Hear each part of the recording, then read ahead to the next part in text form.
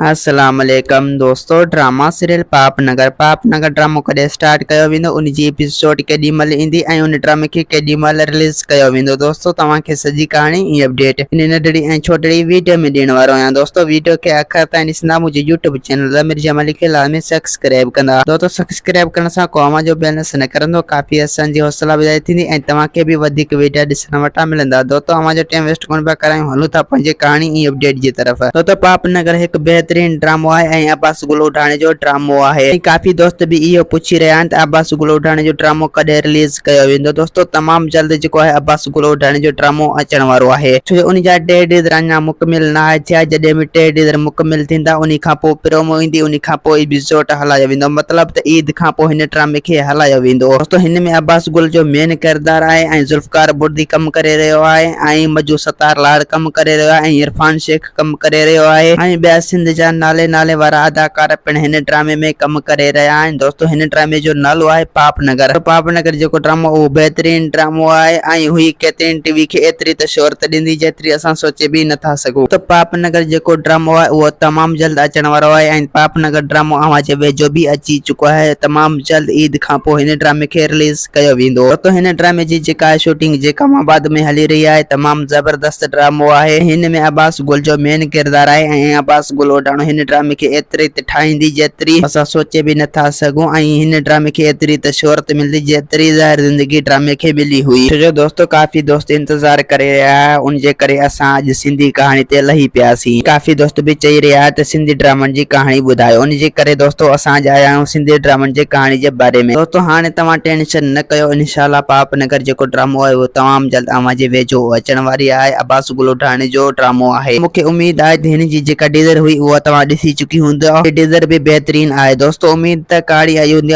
खे पसंद असांखे ॾींदा। हाणे जा त वरी तव्हां सां मिलंदासीं के नई वीडियो में। जेसीं ताईं पंहिंजो ख्याल रखंदा। खुदा हाफ़िज़।